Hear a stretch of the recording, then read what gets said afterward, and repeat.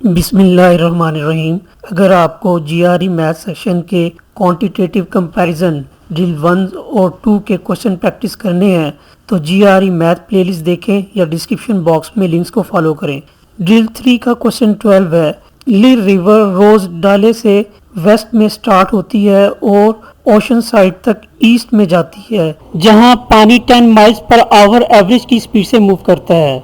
Sasha अपनी motor boat से ocean side से रोज डाले और फिर वापस ओशन साइड जा रही है। अगर पानी स्टैटिक हो तो साशा की motor boat 20 miles per hour की एवरेज स्पीड से चलती है।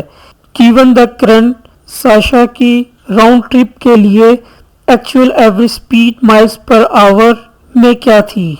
इस सवाल को हल करने से पहले कुछ इंपॉर्टेंट चीजें डिस्कस कर लेते हैं। Time is equal to distance upon speed. ये फार्मूला तब यूज होता है जब हमें डिस्टेंस और स्पीड पता हो और टाइम निकालना हो। मिसाल के तौर पर हमें 100 किलोमीटर का डिस्टेंस तय करना है और हम 20 किलोमीटर पर आवर की स्पीड से मूव करते हैं। हमें टाइम निकालना है तो हम फार्मूला इस्तेमाल करके टाइम निकाल लेते हैं। 100/20 से 5 आवर्स टाइम निकलता है।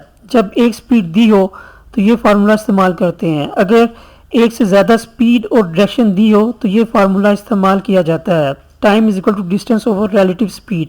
रिलेटिव स्पीड को डिफाइन करें तो ये डायरेक्शन डिपेंडेंट होती है और इसमें मोर देन वन स्पीड होती है। Speed of boat in still water. रुके हुए पानी में वाटर की स्पीड 0 होती है। जब पानी रुका हो तो जिस स्पीड से बोट मूव करती है वो बोट की एक्चुअल स्पीड होती है। Speed of boat in downstream और सेम डायरेक्शन। डाउनस्ट्रीम का मतलब है कि जिस डायरेक्शन में बोट मूव कर रही है उसी डायरेक्शन में पानी भी मूव कर रहा है।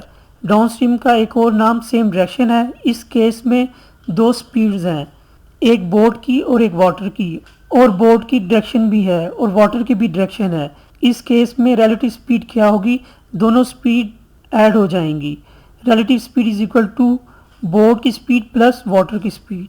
इस केस में टाइम का फार्मूला हो जाता है distance over b plus w।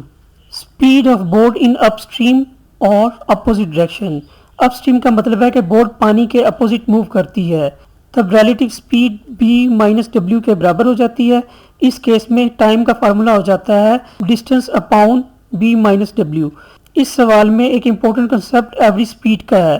Point A और पॉइंट B के दरमियान का डिस्टेंस 8 किलोमीटर है। जन पॉइंट से स्टार्ट करता है और 4 किलोमीटर का डिस्टेंस वो 2 किलोमीटर पर आवर की स्पीड से कवर करता है और बाकी का 4 किलोमीटर का डिस्टेंस वो 4 किलोमीटर पर आवर की स्पीड से कवर करता है। इसकी एवरेज स्पीड क्या होगी जब जन डिस्टेंस का आधा हिस्सा 2 किलोमीटर पर आवर की स्पीड से ट्रैवल करता है और बाकी का आधा हिस्सा 4 किलोमीटर की स्पीड से, तो इसकी एवरेज स्पीड 2 + 4/2 होगी। 6 को 2 से डिवाइड करके 3 किलोमीटर पर आवर हासिल होता है। लेकिन ये एक क्लासिक गलती है जो बहुत से स्टूडेंट करते हैं। तो असली एवरेज स्पीड क्या होगी। एवरेज स्पीड को इस तरह डिफाइन किया जाता है, it equals the ratio of the total distance travel to the total time taken to travel that distance. Average speed total distance upon total time taken के बराबर होती है। हम जानते हैं कि टोटल डिस्टेंस 8 किलोमीटर है। टोटल टाइम निकालने के लिए हम डिस्टेंस ओवर स्पीड का फार्मूला इस्तेमाल करते हैं। 4 किलोमीटर का डिस्टेंस 2 किलोमीटर पर आवर की स्पीड से कवर किया जाता है। इसको डिवाइड करने से टाइम 2 आवर निकलता है और दूसरा टाइम 1 आवर निकलता है, तो टोटल टाइम 3 आवर हो जाता है।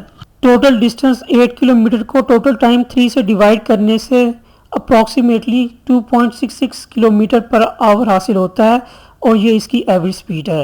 अब हम क्वेश्चन नंबर 12 को सॉल्व करते हैं। साशा ओशन साइड से रोज डेला की तरफ ट्रैवल करती है। हम इस डिस्टेंस को x मान लेते हैं और फिर वापस रोज डेला से ओशन साइड ट्रैवल करती है। इस तरह टोटल डिस्टेंस 2x के बराबर है।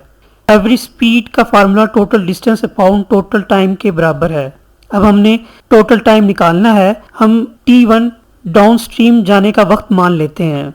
डाउन स्ट्रीम का मतलब है बोट और वाटर एक ही डायरेक्शन में मूव कर रहे हैं। t1 निकालने का फार्मूला है distance upon relative speed. Relative speed निकालने के लिए हमें वाटर और बोट की स्पीड दी हुई है। वाटर और बोट दोनों एक ही डायरेक्शन में है, इसलिए दोनों ऐड होंगे। ऐड से relative speed 30 miles per hour हासिल होती है। T1 निकालने के लिए distance x upon relative speed 30 miles per hour है। अब हम अपस्ट्रीम के टाइम को T2 मान लेते हैं। अपस्ट्रीम का मतलब है कि बोट और वाटर अपोजिट डायरेक्शन में है। ओशन साइड से रोजडेला में बोट और वाटर सेम डायरेक्शन में होते हैं, जिसको हमने डाउनस्ट्रीम कहा है। रोजडेला से ओशन साइड में बोट और वाटर अपोजिट डायरेक्शन में होते हैं, जिसको हम अपस्ट्रीम कहते हैं।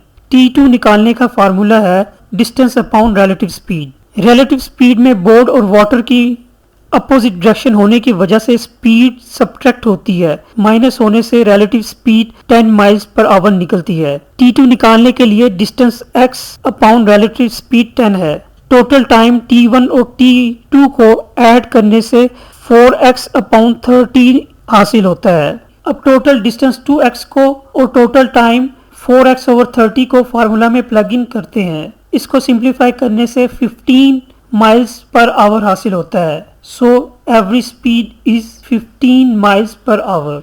Thank you.